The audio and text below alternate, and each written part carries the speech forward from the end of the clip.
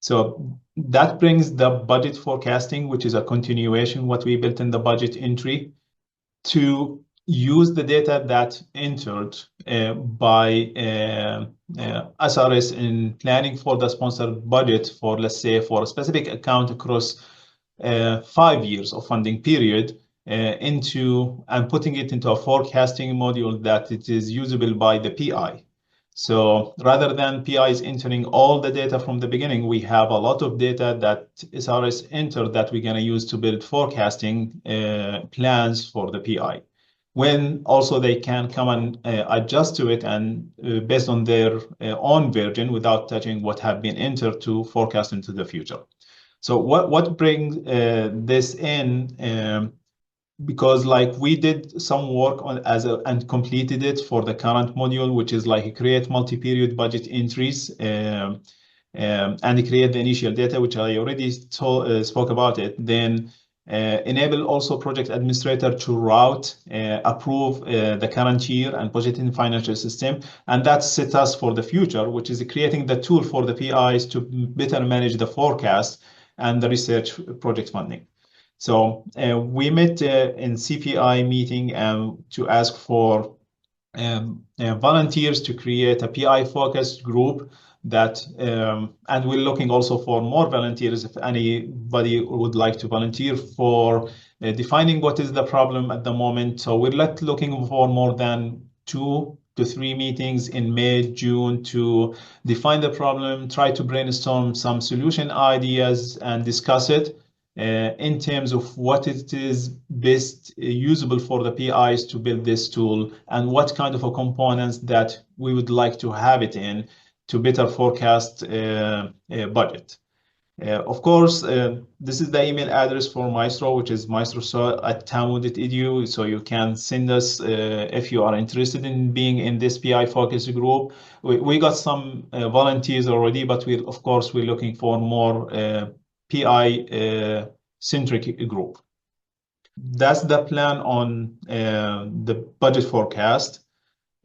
We have some solution ideas that we set currently, and those not implemented yet, but those kind of some of the ideas that we're looking to implement is at the beginning to create a portfolio. Let's say they're a PI who is a department head and want to group their list of accounts based on and separate them from departmental accounts and research accounts. And even if the PI wants to group those portfolios or group those accounts based on the sponsor. Let's say I want to group all of those accounts under a portfolio called, let's say, Department of Energy portfolio. So you can create a group and assign accounts based on awards that you have in your list to that portfolio, which is going to be easily viewable in the portfolio detail and easy to forecast for. So that's going to give us the initial grouping mechanism where you can also switch and see details for those accounts based on the group.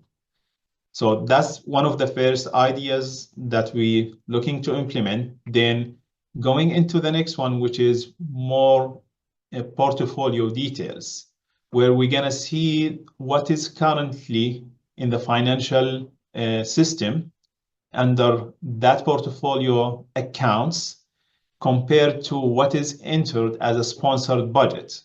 So as a team did a great job, put all the funding period, put the plans for the sponsored budget. So we're going to show you those details compared to the financial budget, adding the ability to add notes onto that portfolio detail on each specific line item. Let's say if you want to spend more on a specific account, then okay, like you need to add that note so you can tag it and add a note to it. Or let's say if you are spending more than what it is planned for or what is currently is in the sponsored budget, then you might run into deficit. So if you want to add that note. So that's kind of the portfolio detail is showing the comparison between what is currently in the financial budget and what is in the sponsored budget. And please feel free to stop me anytime you have a question. Then the next idea is actually more drilled down into the details, which is part of what we have as initial data for several funding periods. Let's say in this example, we have this account, which is planned for 4 years from 26 to 23, with all of the sponsored budget amounts under, let's say, several categories, including salaries, benefits, and other expense categories entered. And you can see the total sponsored budget for it across several funding periods. Then ability to drill down and go, let's say, into salaries and enter like who's going to be paid under this account in terms of salary, in terms of months, across several funding periods. And let's say if you have a graduate student or a postdoc or a person that you want to assign budget to, but you don't know who's the person yet, you create a position to be determined position, and you can assign a salary and number of months and benefits for that specific position.